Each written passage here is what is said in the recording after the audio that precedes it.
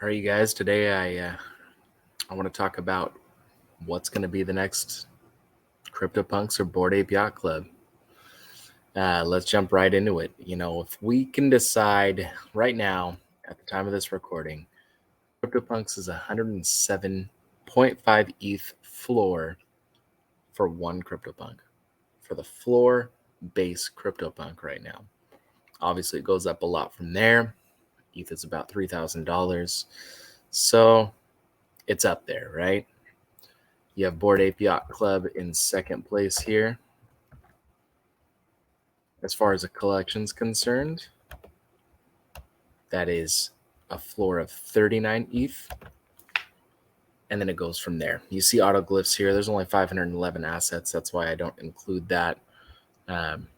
So we'll be looking at the main collections as we go through this and really trying to break down. Because if we can break down which of these projects just might jump from, be it 10 ETH, 5 ETH, 2 ETH, 1 ETH, a fraction of an ETH, into that 30, 40, 50, 100 plus ETH column, we've done something special. Now, I know everybody has a different budget to play with, and I'm understanding of that.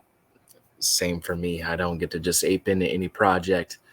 But if you follow what we're doing here on this podcast and you get these quick flips together, then we can start jumping into these more long-term projects that we see a true future on that could take you that next level. So let's talk about it.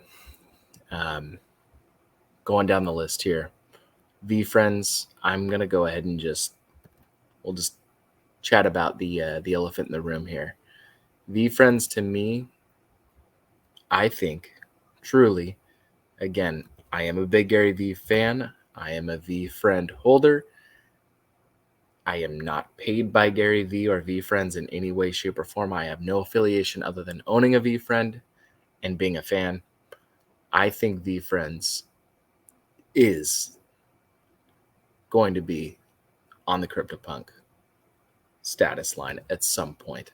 I just think it's too good. I know, say what you will about the art and his doodles, but what he does with that intellectual property and with his reputation over the next 1, 2, 5, 10, 20, 30 years, I think puts it in a class of its own. He's not going to stop in NFT world either. This is his rookie collection. I think that right now they're sitting at a floor of 17 ETH. I still think that's a steal. I think it's a steal. And that was just 15 yesterday, or a couple of days ago. I think if you can afford this project, it's one that will, no matter what, bring value as well as increase in value over time. So that, for me, I'm just giving it to you straight. That one that, to me, is going to make it no matter what. So that, I guess, that answers the question.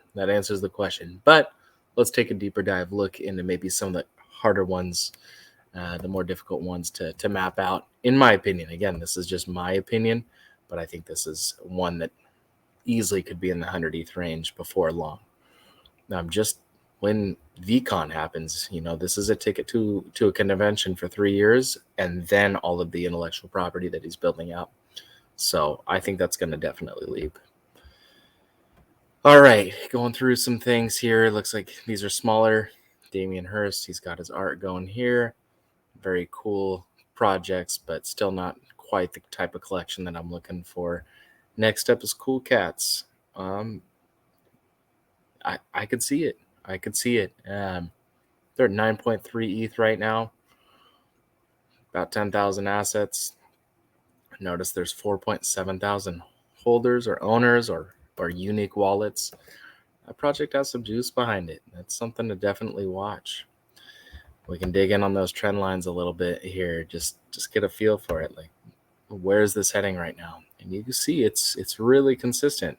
It has peaks and valleys just like any other project, but it's been climbing for a good amount of time. So that's an interesting one to look at for sure.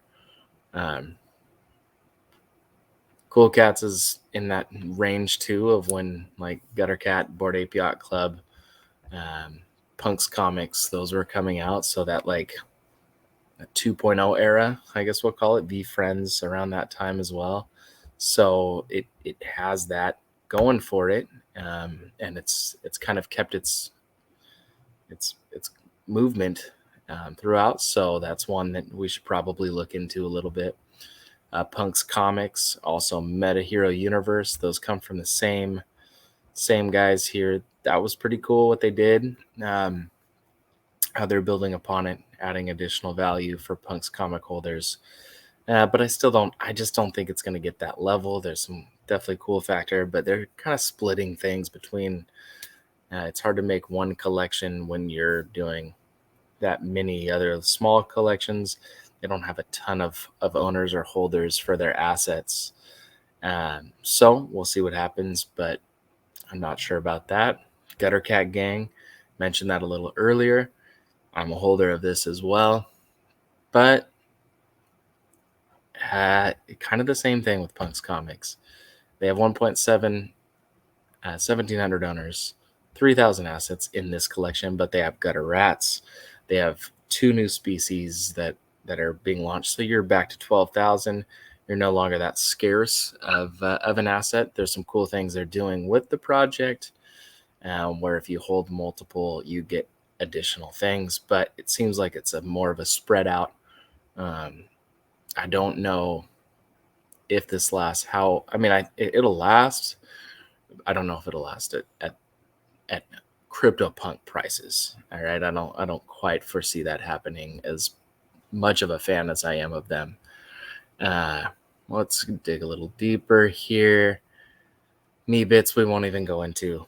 That is by Larva Labs, which is who does CryptoPunks. So I don't think it can ever surpass. Also, more assets. That's like their 2.0. Bored Ape Chemistry Club, same thing there. Bored Ape Kennel Club. Another interesting one, World of Women. These have been climbing for a good minute. 2.98 floor right now. It's expensive for sure, but it was just maybe 10 days ago, 2 ETH, a little less. I like this to be up there. I don't quite know if it'll be CryptoPunk status, but it's one that could definitely earn some digging.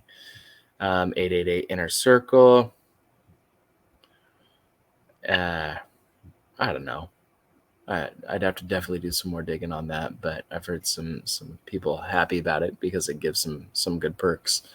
Creature World NFT. I think this will be solid. I don't think it can quite hit CryptoPunks before V Friends, that status. But he has Gary V behind him. He's an amazing New York City artist.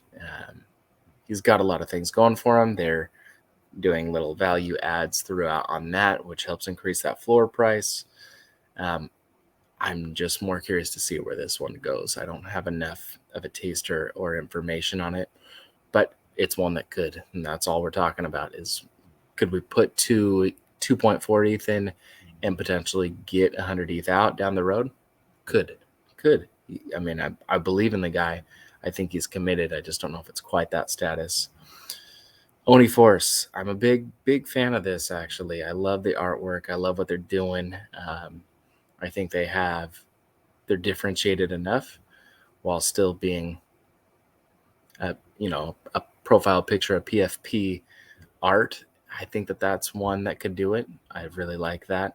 Lazy Lions as well, I think has that kind of buzz that could put them over, along with what they're doing. I like the Lions. I like the artwork with there. Has kind of that crypto or Bored Ape Yacht Club feel. 2.11. Those have been steadily going up. I was not killing myself, but beating myself up when I didn't get in at 1.4 ETH and just look at it continue to go. And I still don't buy. I don't know why, but I still don't buy. I think that's one to watch for sure. If we can get in on a dip, I think that's one that we could jump in on, because I think it'll raise. They're also doing some cool things with their economics on how they divvy up ETH and do payouts to their holders. Another awesome 4,500, 4,500 owners to 10.1, 10,000 assets. So a nice holder ratio, which I think is important. People aren't trying to offload their extras because not very many extras exist. So that's one to watch, I think. Also, that's a newer project. It's nice to see a newer project gain like that. Sneaky Vampire Syndicate, the same. If I'm not mistaken, I don't quote me on this, but I think that has artists from Bored Ape Yacht Club. So I don't think it can quite get to that level, but it has the buzz. Obviously, it sold out fast. People like the vampire feel. Um, there's those gutter species mint passes I was talking about. And now we're getting into those 1 ETHs. Hash mass have been around for a while. You could definitely make a case that they're undervalued. They do have more assets than a lot of the others, and like looks like a third, 33% ownership, something like that. Not bad numbers there. Could be undervalue. Kind of a cool thing going. Good art. And then one of my favorites, Curio cards, not a PFP. You see over here it says 30 assets. There's way more. That's the big thing about this project is it has a lot of assets because there's multiples of those 30, which is why I think it keeps floor prices down comparatively. Supply is higher, so demand has to be that much higher to drive the floor price up. With that being said, I think time brings this one up. Can I say for certain it's going to be in Cryptopunk range? No, but I truly believe that will at least 5x, maybe 10x in the next year or two. That's the way that I truly feel about it.